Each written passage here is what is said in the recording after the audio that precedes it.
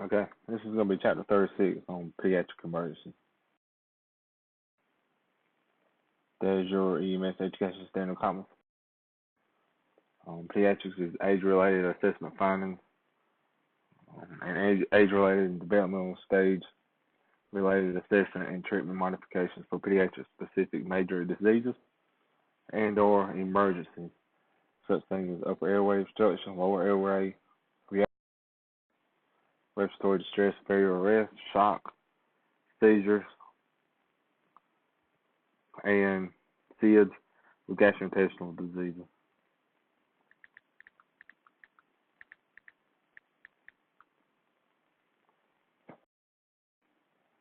Alright, we're also going to talk about patients with special challenges, such as recognizing and reporting abuse and neglect, some healthcare implications of abuse, neglect, homelessness, and poverty, healthcare implications of bariatrics, technology dependent, hospice, terminally ill, tracheostomy care dysfunction, home care, sensory defect, or deficient loss, and developmental disability.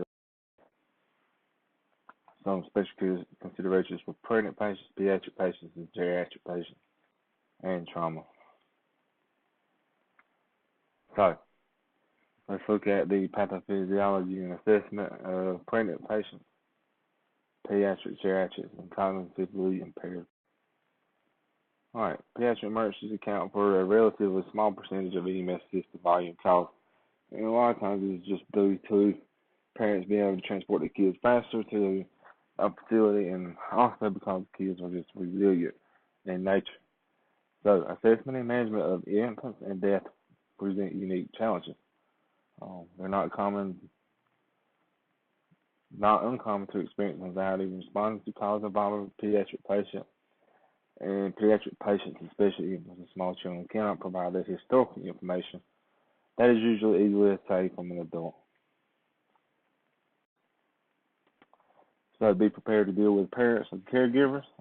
Sometimes they panic, they are demanding, or they may be of little assistance to you. Be prepared to deal with parents and caregivers of adults also, if they show up and their child has been hurt. So, children are not simply small adults. Children may have special needs that require assessment and management. Communication with the patient and the family, so you may have to treat multiple patients. The family members or caregivers often need help and support. Parents and caregivers may have become angry or demanding. So always try to calm a parent helps contribute to calm a child.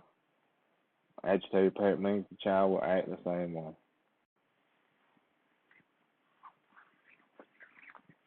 So remain compassionate and calm and professional when possible. Allow the parents and caregivers to participate in the care of the child. Allow children who are not critically injured to remain on a parent or caregiver's lap. So, empathy. You may want to refer to the lifespan development to familiarize yourself with the pediatric stages of development. So, an infant is the first year of life. A neonatal or newborn period is the first month after birth, 0 to 2 months. Infants younger than 2 months spend most of their time sleeping and eating. So some of them may sleep up to 16 hours a day. They respond mainly to physical stimuli such as light, warmth, hunger, and sound. Should be easily aroused from a sleeping state. If they do not, it should be considered an emergency. They do have that sucking reflex for feeding. Head control is very limited. Can turn their heads and focus on facing. Predisposed to hypothermia. Crying is a main mode of expression. May cry when hungry or require other needs to be met. If all obvious needs have been addressed and the infant is inconsolable, this could be a sign of significant illness. 2 to 6 months, spend more time awake, more active and social. Recognize caregivers, voluntarily smiles, and increase in eye contact are common. They begin to roll over, and by 4 months of age, infants are able to hold their heads up. Healthy infants will have strong sucking reflex, active extremity movement, vigorous crying. They may allow bright light. They may follow a bright light or toy with their eyes and turn their heads towards a loud sound or the caregiver's voice. Have increased awareness of surroundings. Will use both hands to examine objects. Persistent crying and irritability can be an indicator of a serious illness. The lack of eye contact can be a sign of a significant illness, depressed mental state, or a delay in development. 6 to 12 months can sit supported, unsupported, reach for objects, crawling or walking, more aware of their surroundings, or they are exploring their own bodies, teething and prone to picking up anything placed and placing it in their mouth. So you will have the risk of a foreign body, possibly in their airway and poisoning. Begin getting teeth and eating soft foods. Babbling is common. By 12 months, they learn the first word. They may cry if they are separated from their parents and caregivers. Separation anxiety is common. Persistent crying or irritability may be symptoms of a serious illness, however. Assessment of the infant child's appearance, work of breathing, and circulation are measured by using the pediatric assessment training. So respect a caregiver's perception that something is wrong. By 6, when the obvious reasons for crying have been addressed, persistent crying may be a sign of significant illness. Even though there's been less of the time sleep, an infant should be aroused eagerly. The inability to arouse an infant is considered an emergency. By age 6 months, babies should be able to make eye contact. A lack of this may be a sign of significant illness or depressed mental state or delayed development. Infants approaching 12 months are at risk for foreign body, aspiration, and poisoning. Crawling and walking also increase exposure to physical dangers. Consider the best location for performing a primary assessment. Older infants may be more comfortable in their parents' arms, so also make sure your hands and stethoscope are warm. Be opportunistic with your examination. If the child is quiet, listen to the heart and lungs first, perhaps over the clothes. If the young infant starts crying, let the baby suck on a pacifier or glove finger. And jingle your keys or shining a pin light may distract an older infant. Alright, a toddler of 1 to 3 years of age, 12 to 18 months. They will begin to walk and explore their environment. They're able to open doors, drawers, boxes, and bottles. So injuries increase because of the exploratory nature and fearlessness. Begin to imitate behaviors of older children and parents. They know major body parts when you point to them. They speak 4 to 6 words and may not be able to fully chew their food, leading to increased risk of aspiration and choking. 18 to 24 months, mind is developing rapidly. By 2 years, a toddler should be able to pronounce about 100 words. Able to name a common object that you point to. They will begin to understand cause and effect, balance and gait improves rapidly. Learning and climbing skills do develop. Tend to cling to their parents and caregivers, and often have an object that comforts them when separated. So assessment of the toddler begins with assessment of interactions with caregiver, localizations and mobility, and they're also measured through a pediatric assessment training. Persistent crying and irritability can be a sign of a serious illness. So examine a toddler in a stable condition on the parent's lap and allow them to hold important objects.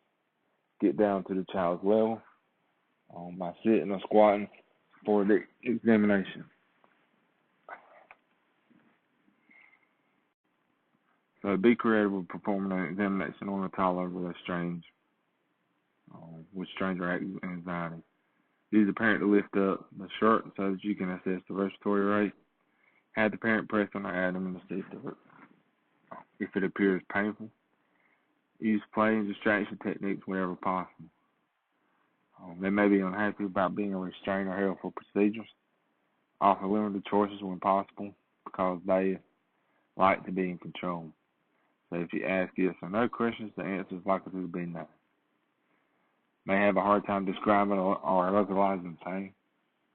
Consider performing the more upsetting parts of the examination last. So be flexible with your approach. Some colleges will not let you complete an orderly head-to-toe examination. No longer requires shoulder rolls to limit flexion of the neck when ventilating the bag mask device or performing advanced airway procedures.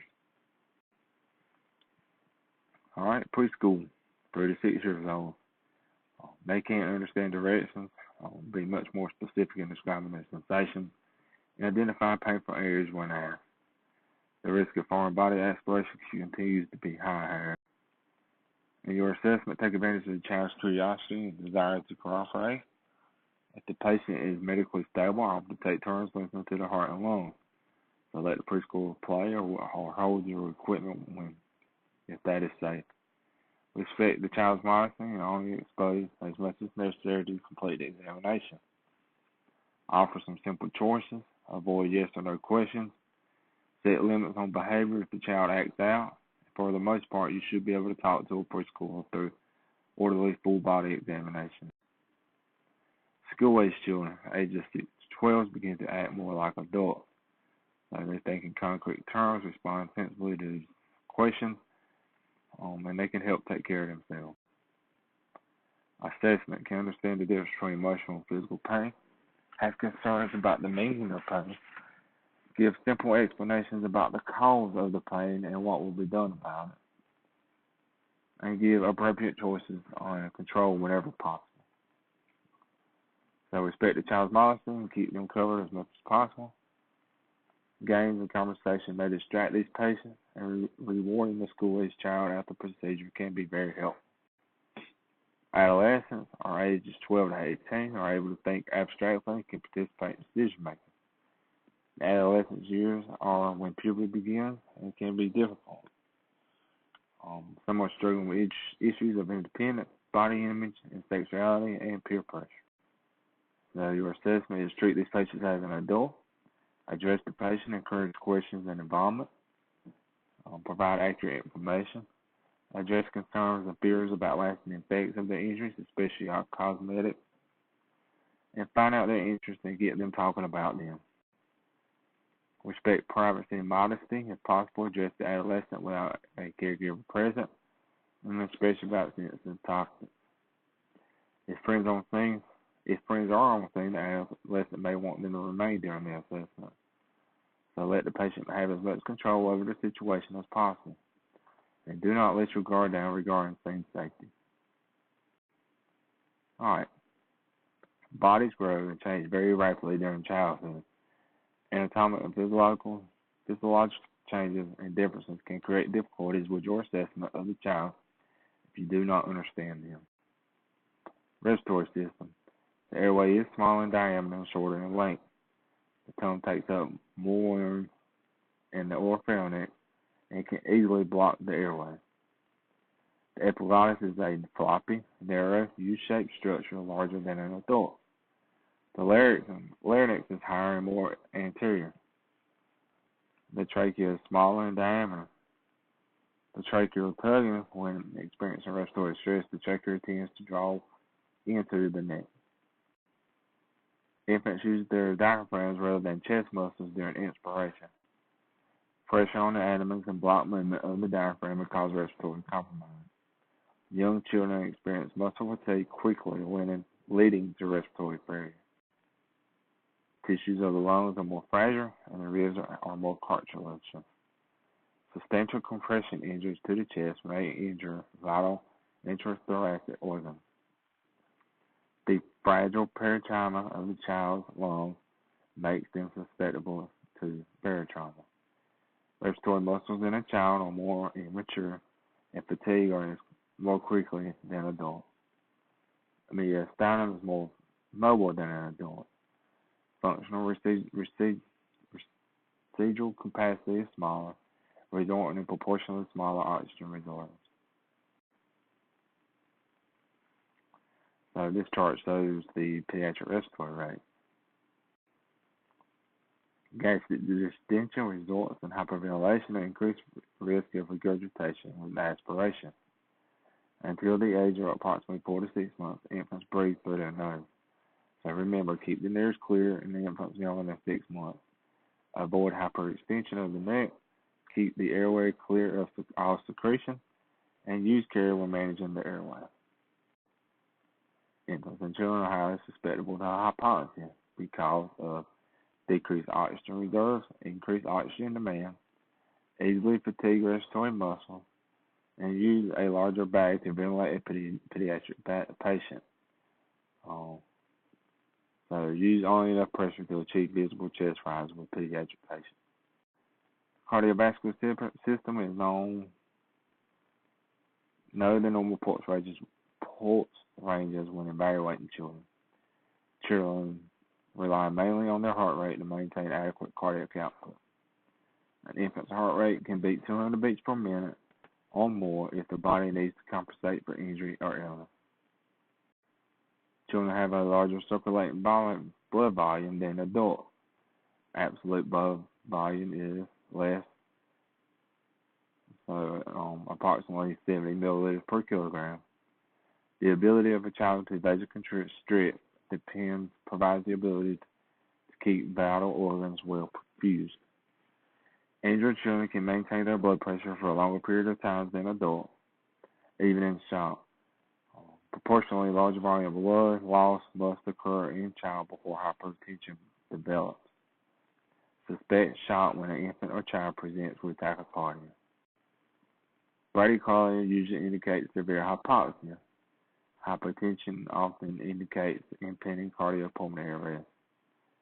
Signs of vasoconstriction include weak peripheral pulses, delayed capillary refill in children younger than 6 years, pale and cool extremities. The nervous system, the brain and spinal cord are not as well as protective. Neural tissue and vasculature are fragile, easily damaged, and prone to bleeding from injury. Subarachnoid space in a child is smaller than in an adult. Bruising and damage to the brain may be the result of a head momentum.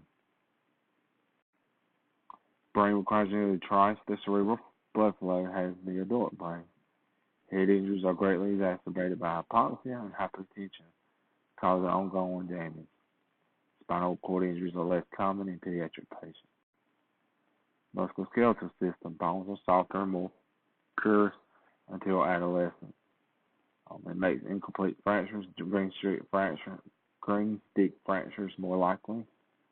So treat any sprain or strain as though a fracture exists and immobilize the injury accordingly. Injury to the epiphyseal plate during development or puncture of the growth plate during IO. The head is proportionally larger than an adult. Infants may experience excessive heat loss as a result. During infancy, the anterior and posterior fontanelles are open and both closed by approximately 18 months. Infants and children are especially prone to head trauma. Special care must be taken when positioning a child's airway. In children younger than 3 years, place a thin layer of padding under the back to obtain a neutral position. In seriously ill children older than 3 years, place a folded sheet under the occiput to obtain a sniffing position. Fontanelles bulging suggest increased intracranial pressure, and something that suggests dehydration. The GI system, abdominal musculature, is immature and offers less protection to solid vascular such as the spleen and liver. Abdominal organs are near to one another. Pediatric patients are at higher risk of splenic and hepatic injuries than adults, and most organ injuries are common. Multiple organ injuries are common. The integumentary system in infants and children have thinner, more elastic skin, a larger body surface area, weight ratio, less subcutaneous fatty tissue. These factors can contribute to increased risk of injuries following exposure to temperature extremes, the risk of hypothermia and dehydration, severities of burns. Many burns classified as minor or moderate in adults are classified as severe in children. Metabolic differences in infants and children have limited stores of glycogen or glucose. Rapidly depleted as a result of injury or illness. Infants and children are highly susceptible to hypothermia. So your risk of hypothermia is increased due to larger body surface area to body mass ratio, and also the lack of the ability to shiver. Significant hypervolemia electrolyte derangements are more common due to severe vomiting and diarrhea. Keep the child warm during transport. Prevent the loss of body heat, including cover the child's head. And newborns should not be ever warmed because this can worsen their neurologic outcomes. In your pediatric assessment, rely on the parent and caregiver to obtain as much information as you can. So your scene signs up, modify assessment of the child based on his or her age. Ensure you have the age-appropriate equipment and review age-appropriate vital signs. That follow the same approach to patient assessment for children as for adults. If possible, collect information from dispatch on age and gender of the child, location of the scene, mechanism of injury, and the chief component. You're seeing safety, resist temptation to hastily assess the patient if you know it is a child. I think mechanism of injury was significant enough to cause head or neck injuries if no other information is possible. Complete the information should increase your index of suspicion for abuse, and observe and note the patient's and caregiver's interactions with the child. So in your primary survey, your objective is to identify and treat immediate or potential life threats. Perform a cervical spine immobilization if the mechanism of injury is severe. When assessing a pediatric patient, use the PAT to perform a general impression. So structure assessment tool that allows you to rapidly form a general impression without touching the patient. This tool should take 15 to 30 seconds. It's conducted prior to assessing your ABCDE. Does not require touching the patient, and provides a first glance assessment to identify the general category of the child's physiological problem and establish urgency for treatment and or transport. Its three elements include appearance, muscle tone, mental status, work of breathing, and circulation of the skin. So appearance, most important factors in determining severity of the illness, need for treatment, and response to therapy. It reflects adequacy of ventilation, oxygenation, brain perfusion, body homeostasis, and central nervous system function. So, in tickles, this mnemonic highlights the most important features of a child's appearance: tone, interactiveness, consolability, look or gaze, speech or cry. So observe the child from a distance, allowing interaction from the caregiver. Delay touching the patient until you have developed your general impression. Unless the child is unresponsive or clinically ill, take your time assessing his or her general appearance by observation. Abnormal level of consciousness characterized by age inappropriate behavior or interactiveness, poor muscle tone, or poor eye contact with you or the caregiver.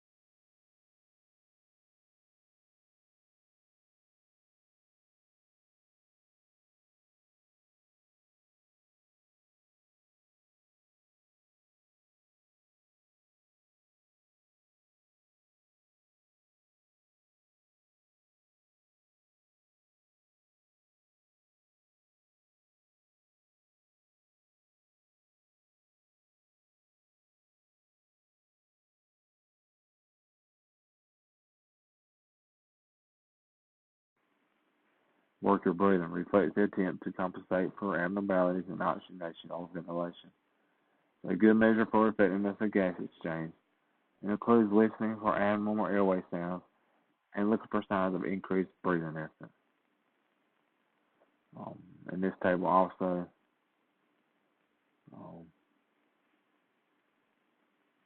shows you some characteristics and what you should be looking for. Circulation of the skin reflects overall status of core circulation. Consider pallor, modeling, and cyanosis. Pallor of the skin and the mucous membranes may be an initial sign of poor circulation or on the visual sign of compensated shock. May indicate anemia or hypoxia. Modeling is caused by constriction of peripheral blood vessels. Cyanosis is the most extreme visual indicator of poor perfusion or oxygenation. Acrocyanosis, blue hands or feet in an infant younger than 2 months. It could be a normal finding if the infant is too cold. True cyanosis is a late finding of respiratory failure or shock, and never wait for the development of cyanosis before administering oxygen. Alright, stay or go. If a patient is unstable, assess your ABCDEs, treat for any life threats, and transport immediately. If the patient is stable, continue with your remainder of your patient assessment plan. Your hands-on ABCDEs is assessment of the vital functions, airway, breathing, circulation, distance, and exposure. Treat any immediate or potential life threats. If you suspect cardiac arrest, the order is CAB-DE, and assessment may require modification based on age. Airway, if the infant is responsive and the airway is open, assess respiratory adequacy. If the child is unresponsive, ensure the airway is properly positioned and clear of mucus, vomitus, blood, and foreign body. Trauma ruled out. Head tilt, chin lift. Trauma suspected, jaw thrust maneuver. When the airway is open, ensure it is clear of potential obstruction. Then establish whether the child can maintain his or her own airway. Breathing, calculate respiratory rate, auscultate breath sound, check pulse oximetry for oxygen saturation, note the degree of air movement at the nose and mouth, determine adequate chest size, assess respiratory rate and effort, and listen for abnormal respiratory sounds and note signs of increased respiratory effort. As the child begins to tire, retractions often become weak and ineffective. Gradient is an obvious sign of indicates independent respiratory rhythm. Do not mistake for a sign of improvement, and be prepared to begin ventilatory assistance. Circulation, first control active any bleeding. Assess pulse rate, quality skin, capillary refill time, and blood pressure. In infants, palpate the brachial pulse, a familial pulse. And in children older than 1, palpate the carotid pulse. Note the rate and quality of the pulse. Weak or absent peripheral pulses indicate decreased perfusion. Weak central pulses indicate significant hypertension and decompensated shock. Tachycardia may be an early sign of hypoxia or shock. So interpret the heart rate within the context and overall history of the patient, PAT, and the primary assessment.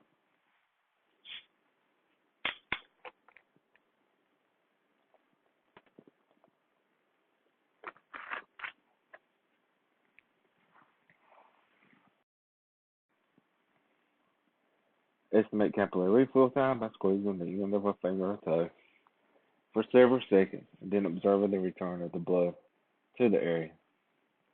The color should return in less than 2 seconds when you let go. Most reliable in children and younger than 6 age. With your disability, use the IPUS scale and the Pediatric Vascular Common Scale to assess your levels of consciousness. Check responses of each pupil to a direct beam of light. Look for symmetric movement of the extremities, not any neurological motor deficient. Assessment of pain must be taken into consideration when the development age of a patient. So, in children ages 3 and older, pain scales using the facial expression.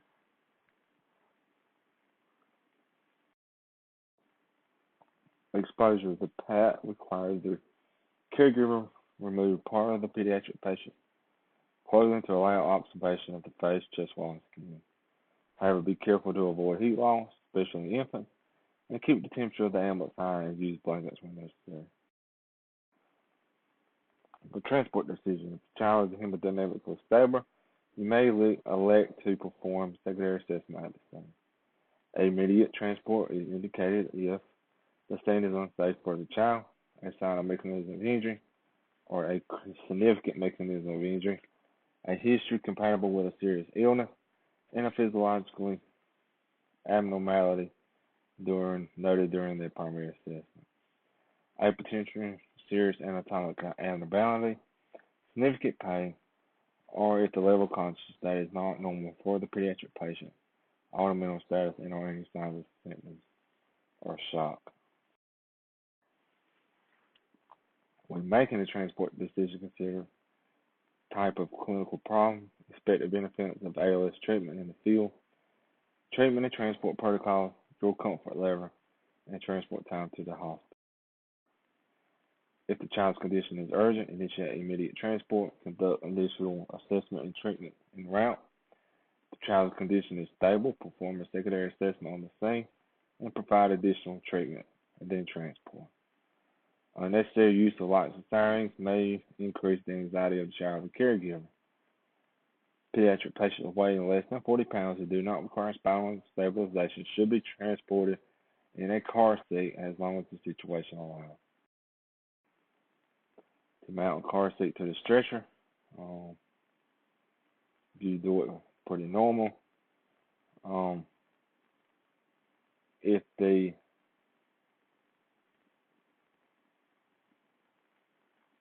child does go in a car seat, always follow the manufacturer's instructions. It's not appropriate to put a patient in a car seat if they have to be immobilized on a long backboard. Any splint that needs to be done, it can't be, and they won't fit in a car seat.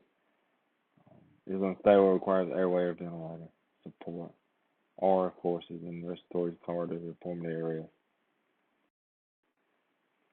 Investigate your chief complaint. Your approach to the history will depend on the age of the patient. Historic information for any infant, toddler, or school-aged child will have to be obtained from the parent and caregiver. Sexual activity, possibility of pregnancy, or illicit drug or alcohol use should be obtained from an older adolescent patient in private. So assure the adolescent that this information is important and needed to provide the most appropriate care. Questioning of the parent or child about the immediate illness or injury should be based on the child's chief complaint. All right, when interviewing the parent or older child about the chief complaint, obtain the same history and information that you would from an adult patient. So get your medical history, ask the adolescent under the care of physician, ask about any chronic illnesses, medications, known drug allergies.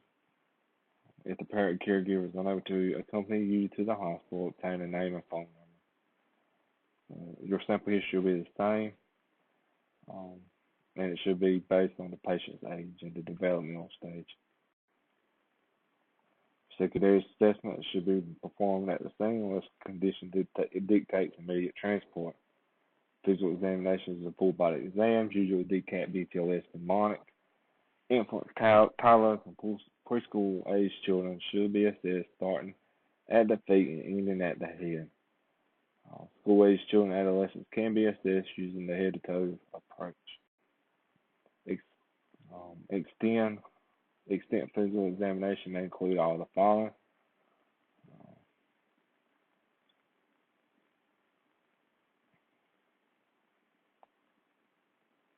In the ears, look for the draining in the ear canal. Presence of pus may indicate ear infection. Look for active bleeding in the mouth and loose teeth. Note the smell of the breath. In your neck, examine the trachea for swelling or bruising. Chest, examine for penetrating injuries, lacerations, bruising, or rashes. Expect for lacerations, penetrating injuries, bruises, and rashes in the back. Expect for distension of the abdomen. Assess for symmetry of the extremities. Always check for your hydration stuff.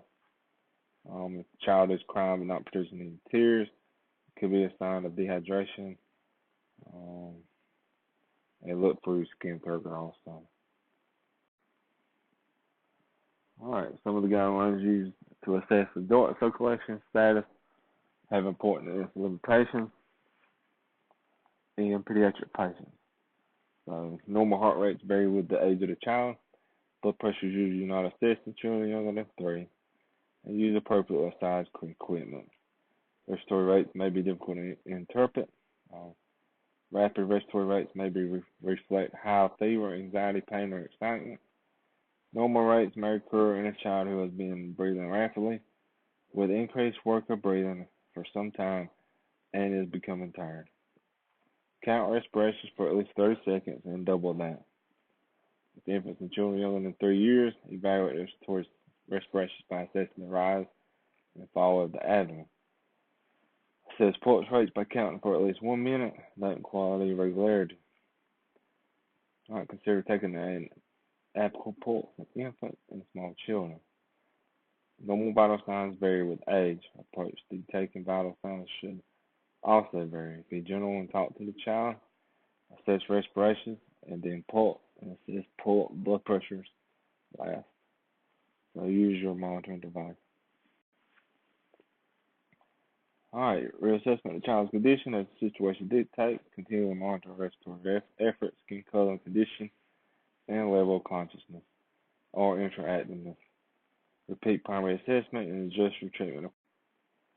Interventions, always consider getting help from the parent or caregiver for the patient during these procedures.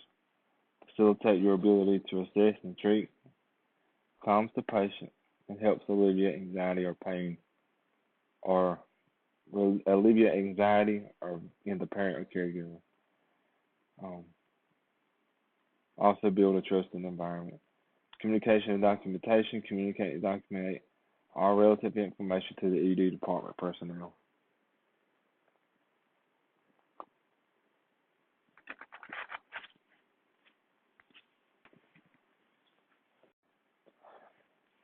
All right. Infants are limited ability to compensate respiratory insults. So when you're facing a respiratory emergency, determine the severity of the disease. So many infants and children have respiratory conditions and have respiratory distress.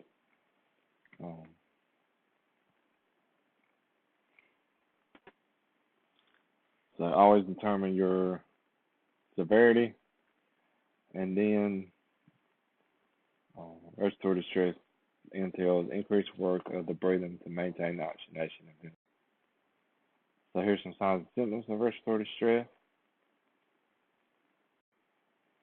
A patient experiencing respiratory failure can no longer compensate by increased work of the breathing.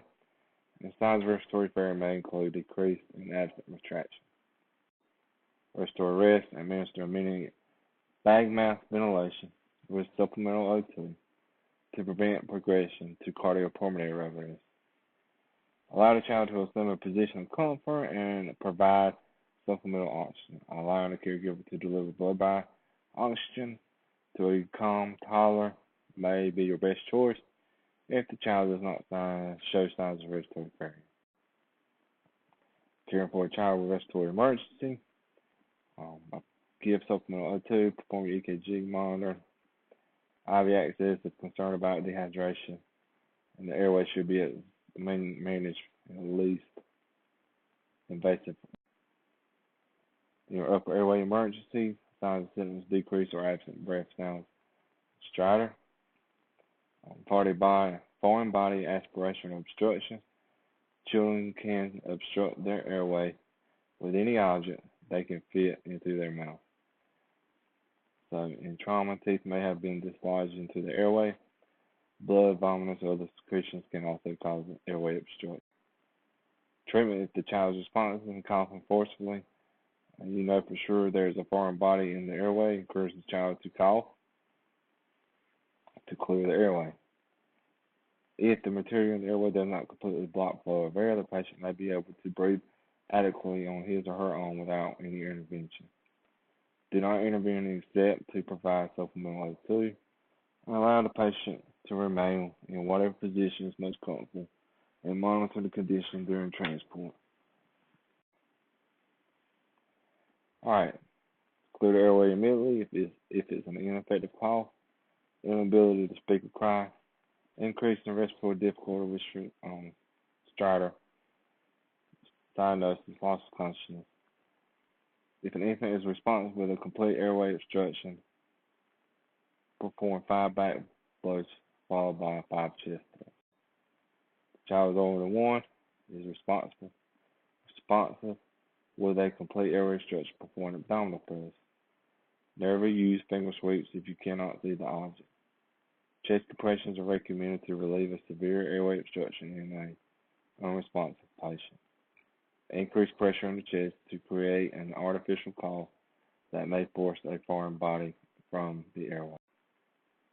Alright, anaphylaxis is a potential life-threatening allergic reaction, and it's triggered by an antigen. Onset of symptoms generally occurs immediately after exposure, and with anaphylaxis, respiratory failure shock is usually what you're around to. Alright, you look for your high swelling of lips. Sample history may reveal recent contact. But however you need your treatment is epinephrine.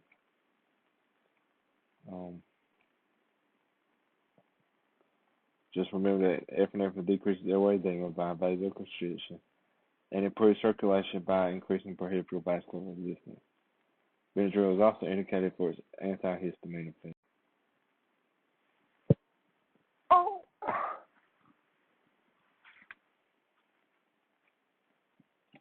Selective calls. Monitor. Selective calls.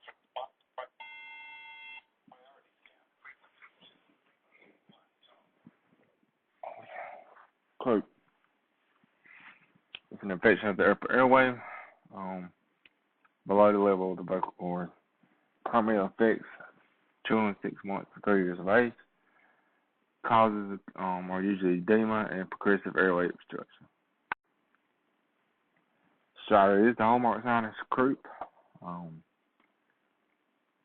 Be concerned about the critical airway obstruction. If a child with a history compatible with croup is sleepy, obtunded, or has significant respiratory distress or cyanosis. I always put these people in position of comfort. Humidified oxygen may be beneficial. Call for paramedic backup if nebulized epinephrine is needed. Alright, if respiratory failure, systemic dilation by bowel mass will often succeed in overcoming upper airway obstruction. Epiglottitis, it's usually distinguished by using the pediatric assessment triangle. Child looks sick and will be anxious. The work of breathing is increased and pyloric cyanosis may be evident. Sample will have a history of high fever and sore throat. These symptoms do progress rapidly, and remember to ask about immunization. And the goal is to be able to get the child to an appropriate hospital with a maintainable airway. Do not attempt to look in the mouth. Do not attempt IV access. Get your BVM out and alert personnel at the receiving facility. Lower airway emergency. Signs and symptoms include wheezing and crackles. Best way to auscultate breath sounds of the pediatric patient is to listen on both sides of the chest at the level of the armpit. Asthma, usually associated with excessive mucus production. Encountering children with pre-existing history of the disease. In between attacks, child is usually asymptomatic.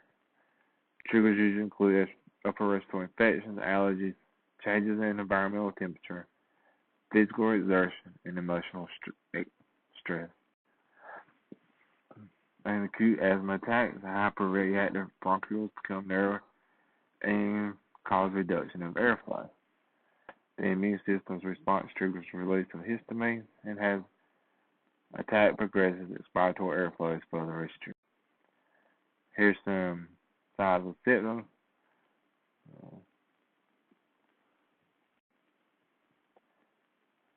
O2. They do have a middle dose inhaler containing a beta-2 agonist or other medication. You can assist with the medication or administer nebulized updraft of beta-2 agonist as directed by medical control. Ask if the child has ever been intubated. Um, so IBR is most commonly thing administered, and other medications may be administered depending on local protocols. Always contact medical control prior to administration of any medication, unless it's standing in your particular area.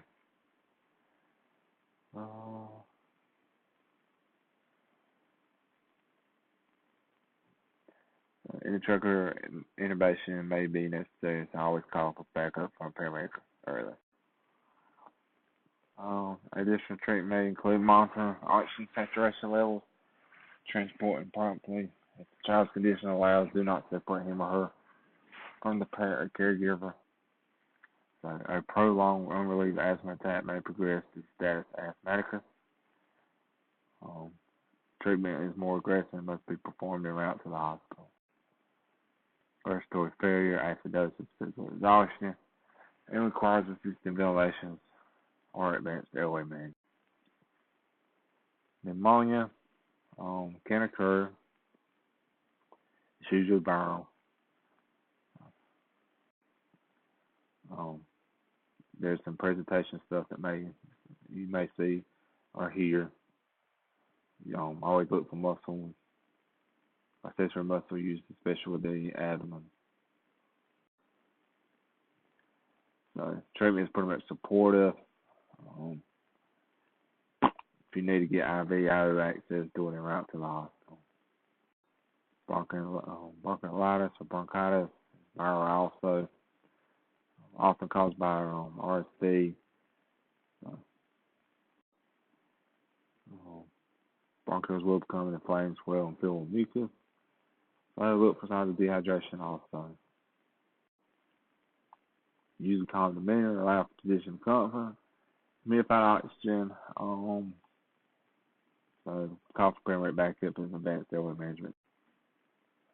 Pertussis is a whooping cough and is potentially deadly disease caused by a bacterium that is spread through the respiratory droplets. As a result of vaccination, it is less common in the United States. As it does progress, the cough becomes more severe and is characterized by a distinctive whoop sound heard during the inspiratory phase. Keep the airway patent transport. Alright. You'll notice always your airway adjuncts. They are used to maintain a patent airway. So just make sure they're properly sized if you're going to use one. Make sure you know how to size them. Your APAs, of course. Your NPAs, and remember how to size those. Oxygen delivery devices will become in smaller sizes, so make sure you're familiar with them. Your blood body techniques, nasal cannulas, non-rebreathers, and BVMs. Use of a non-rebreather by blood body techniques is indicated only if patients have adequate respiration to tidal volume. So just hold it up, though. Face mask 9-10 times, let a parent hold it up, and they'll breathe in by blood body. Nasal cannula. Non-rebreather mask, and what it does, BVMs and what it does. Just make sure they're all appropriately sized. You only want to squeeze the BVM tidal air, go in with enough air to increase the chest to rise and fall. Your two rescue BVM technique. Cardiopulmonary arrest is also often associated with respiratory failure and arrest. I always keep that in mind. Alright. Shock develops the same way as it does in adults. However, hypotension occurs quickly and unpredictably and may result in rapid deterioration to cardiopulmonary arrest. When you get a child that is hypotensive, you're behind the 8 ball already. Hypovolemia, sepsis, allergic reaction, and poisons are the most common signs.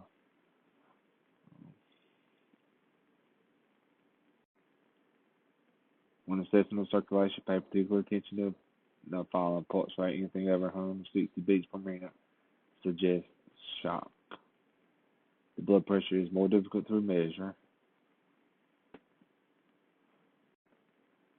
Determine when signs of symptoms first appear and whether any of the following occur: decreased urine output, absence of tears, a second or depressed fontanelle, and changes in the level of consciousness and behavior. Okay? So control the bleeding, O2, and monitor the airway and breathing, and keep them warm. Alright, anaphylactic shock, signs and symptoms.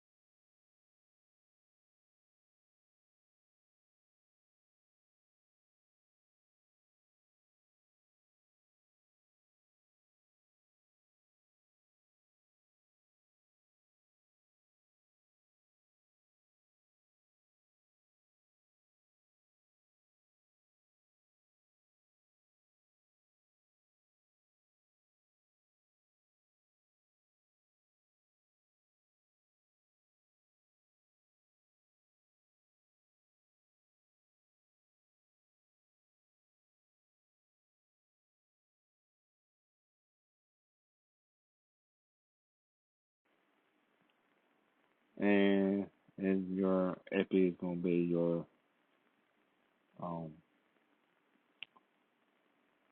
treatment. Always remember anaphylaxis is the respiratory component. Bleeding, okay, there's many things that can cause bleeding.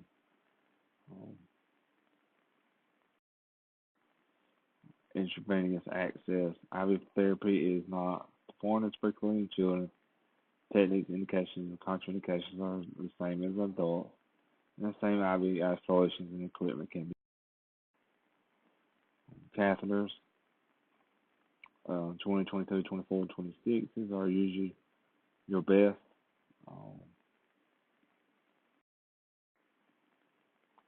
Fluid control is very important in pediatrics. So use a 60 drop channel microdrip, also called a Buretron. Okay, and that should be available on your truck, and you need to learn how to use them. Here's some IV locations, pretty much the same. We do use the feet a lot in pediatrics, and that is acceptable. Intraosseous access is used for emergency vascular access, or immediate IV access is difficult or impossible.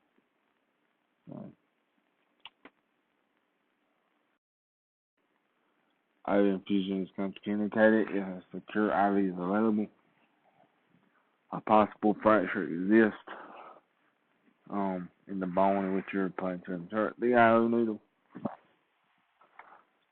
And our lines require full and careful immobilization. Some possible complications from IV is the following. Very, very careful with that field plate or that blood plate and the tip barrier. I always keep that in mind. So with fluid resuscitation, appropriate fluid administration is crucial. IV fluids must be administered based on the child's clinical condition. And too much is administered, overload can result. So 9 out of 10 times you just want to give 20 ml per kilogram and keep a blood pressure.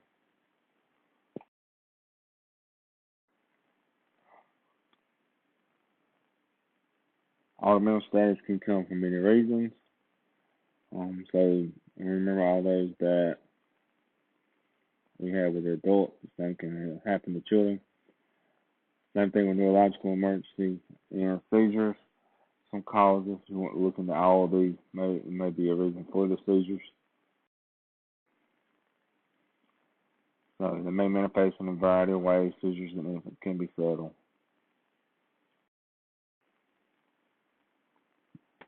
Once the seizure stops, the patient's muscles relax and breathing becomes labored. If that seizure continues for a few moments without regaining consciousness or last longer than 30 minutes are referred to as status epilepticus.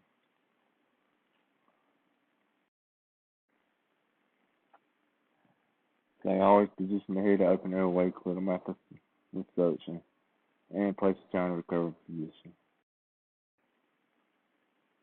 Febrile seizures are very common in children, so it's caused by an abrupt rise in the body temperature.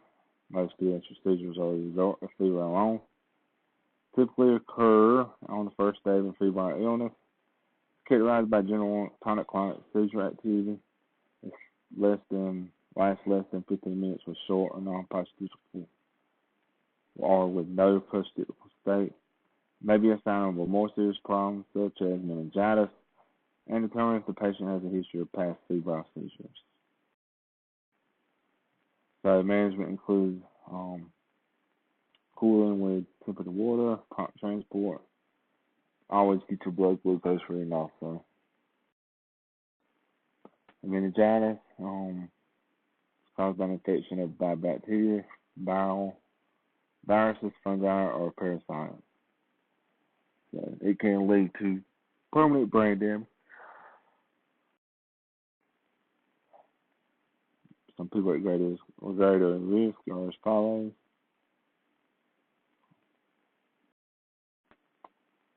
Signs and symptoms of meningitis vary depending on the age of the patient. So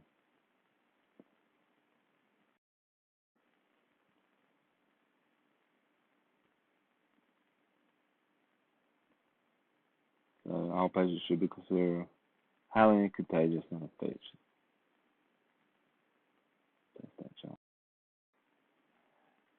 Half-life or supplemental to assist ventilations if necessary, to assist vital signs. And if vital signs are unstable, get your vascular access. Alright. GI emergencies. Large amount of bleeding can occur. Liver splenic injuries are common. May result in life-threatening emergency. I always monitor these patients for shock. A lot of times it's just ingestion of certain foods.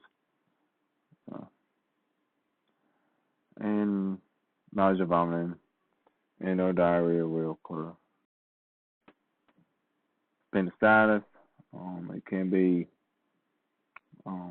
lead to peritonitis or shock. So fever and pain on palpation of the right lower abdominal quadrant. With rebound tenderness is the most common sign. So get your history from the primary caregiver. Why was the child had to eat today, tolerate liquids, or is she able to keep them down? How long has diarrhea been going on for? Are tears present with your child? So poisoning can occur by ingestion, inhalation, injection, or absorbing a toxic substance. So here's some common things that causes poisoning. So the patient may appear normal at first, or may be confused, sleeping, or unconscious. It may be a result from being fed a harmful substance or child abuse. If they're left on the floor, be exposed in a room or automobile, which is harmful, and illicit drugs or smoke. So may be curious and ingest poisons they find in the home or the garage. So here's your primary survey. Here's what to ask for with this: how long, how much, when did it happen, have they vomited, how much does your child weigh, has there been changes in behavioral level consciousness. All right, remove the tablets or fragments from the patient's mouth if you see any, and wash or brush the poison from the skin. Okay. We may have to give activated charcoal. How long? We don't carry that much on. We don't carry that on the trucks in this part of the state. So just be familiar with what activated charcoal is used for.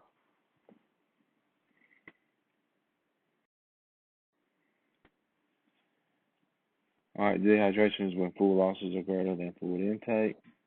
So vomit and diarrhea are the most common causes. infants and children are at greater risk than adults for dehydration because of the fluid reserves are smaller. So young children can compensate by decreasing blood flow to the extremities and directing it to vital organs. All right, here's your treatment.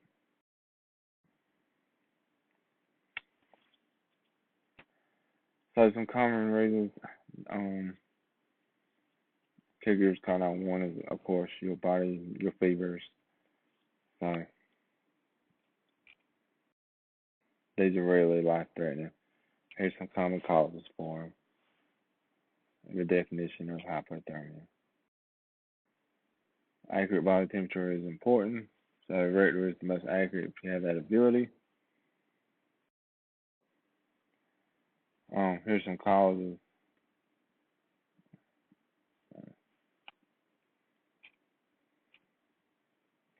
So steps for other vital signs and symptoms such as nausea, vomit, diarrhea, and decreased findings and headache.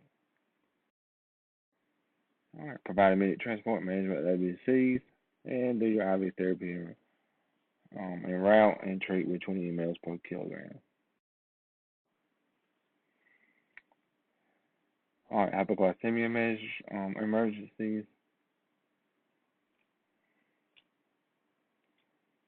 So always check these waterborne status patients to the size of the kind of glucose loading if you suspect hypoglycemia. If a child has a history of diabetes, find out if they're taking insulin, what their dosage is. Has it recently changed? When was the last time you ate? What did you eat? Have you been playing outside? Or otherwise exerting your high flow 2? If the child is responsive and alert enough to swallow, administer oral glucose as allowed by local protocol. So hypoglycemia, there's a lot of problems. It may be new onset of diabetes, or it may be a complication with a child with a known history.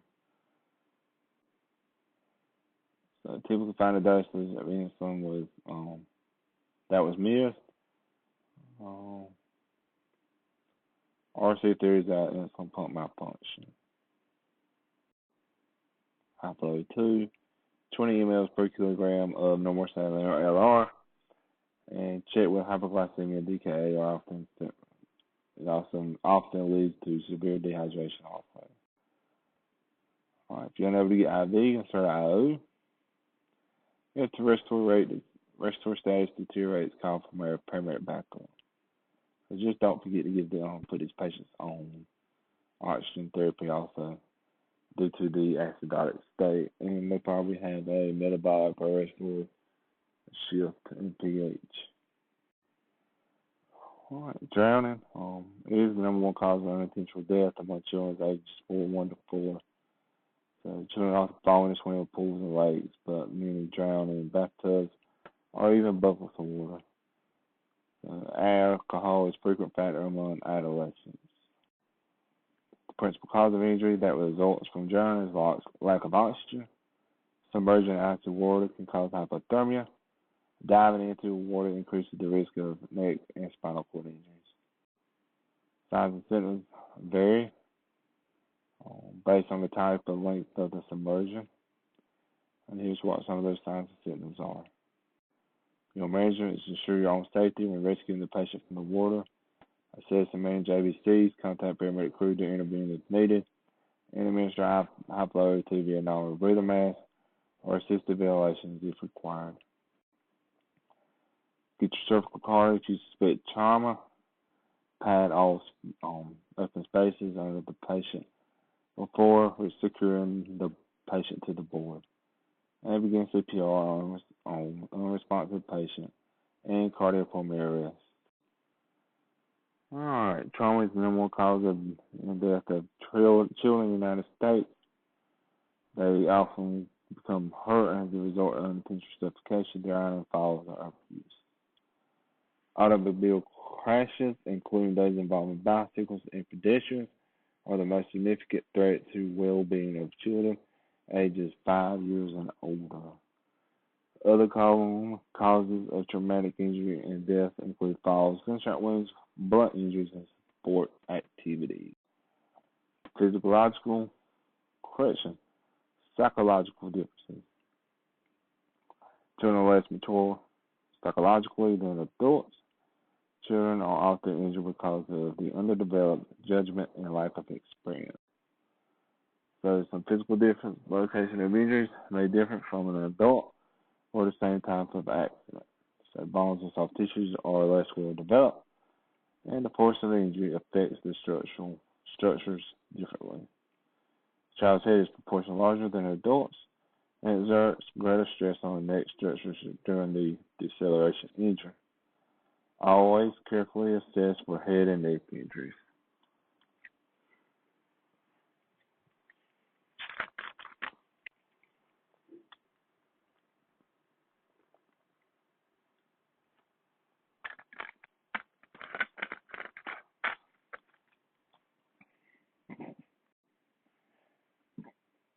Alright, injury patterns include vehicle collisions. The area struck depends on the child's height and final position of the bumper at the time of impact. Alright, usually have injuries to their head, spine, abdomen, pelvis, and or legs.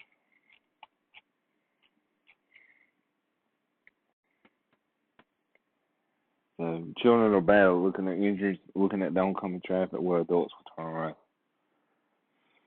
Head injuries common in children. Size of child head in relation to the body is larger than that of an adult. An infant's head is softer than a skull, which may result in injury to the brain and tissues. The scalp and facial vessels can bleed very easily and may cause a great deal of blood loss if not controlled. Signs and symptoms are similar to an adult with some important differences. Nausea and vomiting are common in children, leading to mistake for abdominal injury or illness.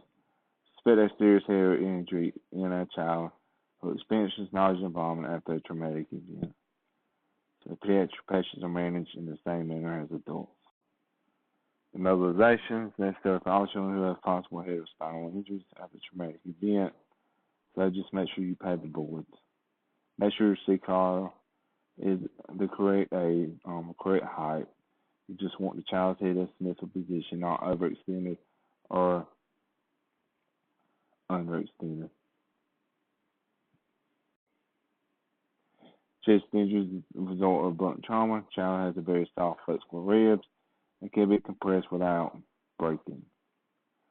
So even though there's no external signs of injury, there may be significant injuries within the chest and managed the same manner as abdomen injuries are common in children, can have a serious injury without any early external evidence of a problem. So monitor vital signs and symptoms. So remain cautious about the possibility of internal injuries, even in the absence of or with only a few signs and symptoms of shock. Managed in the same manner as an adult and monitor the patient's condition during transport. Injuries to the extremities. Children have immature bones with active growth centers. Growth along bone occurs at the ends of the specialized growth plates. Growth plates potentially weak spots in the bone. Children's bones tend to bend more easily than those of adults. So incomplete or green stick fractures can occur. So do not attempt to use adult immobilization devices. The child is large enough to properly fit in the device. Alright, burns. Considered more serious than burns to adults. Infants and children have more surface area and relatively to total body mass. Children do not tolerate burns as well as adults do, and are more likely to go into shock, develop hypothermia, and experience airway problems. The most common ways in which children are burned are exposure to hot substances, hot irons on the stove, exposure to caustic substances. So suspect possible internal injuries from chemical ingestion when you see a child who has burns, particularly around the mouth and face. Infection is a common problem following a burn, managed in the same manner as an adult. So you get your IV access. 20 mLs per kg. Reassess and administer additional IV fluids necessary. Insert IV catheter if you are unable to obtain IV access after 3 tries or 90 seconds as dictated by local protocols. Circulatory compromise is less common in children than in adults. Consider following when establishing vascular access. Large bore IV catheters should be inserted into large peripheral veins whenever possible, such as the antecubical, and an initial bolus of 20 mLs per kg. Safety condition does not include following 2 boluses of isotonic crystalloid blood loss is likely severe and will probably need surgical intervention. Pain management is limited to positioning, ice packs, extremity elevation, and or nitrous oxide administration as allowed by local protocols. Always try to provide emotional support. Alright. In disaster management, use your jump start triage system. It is intended for patients younger than 8 years old and weigh less than 100 pounds. So, there's 4 categories, and they are designated into colors corresponding to different levels of urgency or treatment. So, you have green, red, yellow, and then black. And this is how this algorithm goes. So, if they're able to walk, they're green. They don't need immediate treatment. So, you gather them in a pool somewhere to the side. Presence of spontaneous breathing when the peripheral pulse and appropriately responsive to painful stimuli, they are yellow, or delayed treatment. Apneic or unresponsive to positioning or rescue breathing, respiratory failure, breathing, but without a pulse, or inappropriately responsive to painful stimuli, they are red, so they need immediate care. Apneic when without a pulse, or apneic and unresponsive to rescue breathing, they are black, and they are considered to be deceased.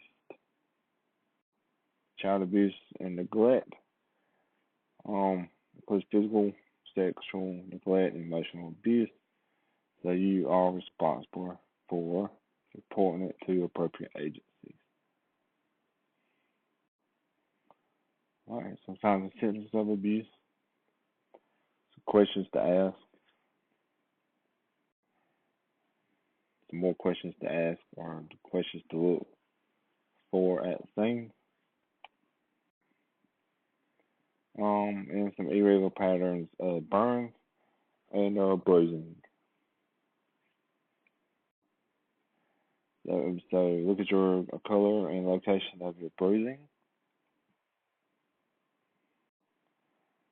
Burns to the penis, testicles, vagina, or buttocks are usually inflicted by someone else. Suspect child abuse. If you have cigarette burns or grid pattern burns. Fractures of the humerus or femur do not normally occur without major trauma. Shaken baby syndrome is infants may sustain life-threatening head trauma by shaking baby or stroking the head. Bleeding within the head or damage to the cervical spine, and the infant will be found unresponsive, often without evidence or external trauma. Neglect, refusal, or failure on part of the caregiver to provide life necessities. Children are often dirty or too thin to appear developmental delay due to lack of. Some symptoms of abuse. Abused children may appear withdrawn, fearful, or hostile. Parent or caregiver may reveal a history of accidents, so you must report this in all states. Sexual abuse, children of any age or either gender can be subjected to sexual abuse. Sorry.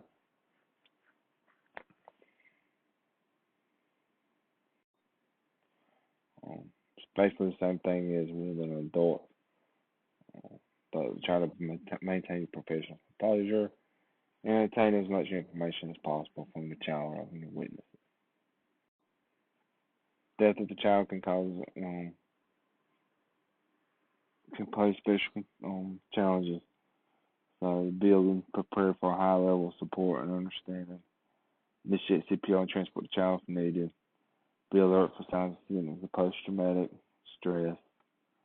And consider the need professional help if these signs and symptoms continue for your sudden infant death, unexpected death of an infant child, any cause of death in infants younger than 1 year, impossible to predict.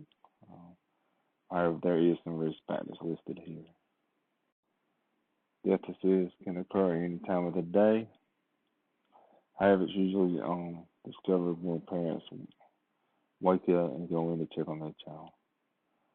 So assess the scene, assess the management of the patient, and communicate and support the family. In your scene assessment, consider carefully inspect the environment, note the condition of the scene where the infant was found. Assessment of the scene should concentrate on signs of illnesses, including medications, humidifiers, and thermometers, general condition of the house, family interaction, and site where the infant was discovered. See the diagnosis of exclusion. Other causes for such conditions include accidental suffocation or strangulation in the bed, overwhelming infection, child abuse, airway obstruction, meningitis, hypoglycemia, accidental or intentional poisoning, and congenital metabolic defects. Assessment will remain the same, beginning with your ABCDEs. Pay special attention to any marks or bruises, and note any intervention that was done before you got there. Communication and support the family. Always introduce yourself to the child's parents, caregivers, and ask for the child's name, date of birth, and medical history. Always keep the family informed. Do not speculate any kind of cause of the child's death.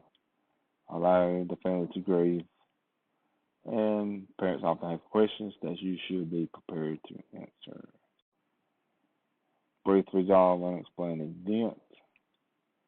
The child is not breathing and or cyanotic and unresponsive when found. Sometimes resume breathing and color with stimulation. Classic bruise is characterized by a distinct change of muscle tone, choking, or after the event, the child may appear healthy, show no signs of illness or distress. Pay strict attention to your airway management, assess the infant's history and environment, and allow caregivers to ride the ambulance. If asked, explain that you cannot say what caused the event, and that is something that the physician will have to determine at the hospital. That's the end of this chapter. We have a push, 4 year or older. For infants or neonates, administer 200 to 500 milligrams per kilogram slow IV push. And DT may be given in place of D25. So you can just do this.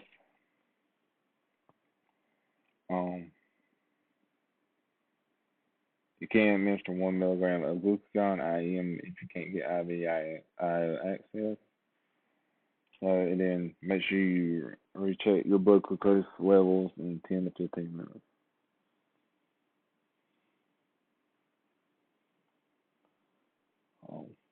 You can repeat if the blood glucose remains on below 80 once you get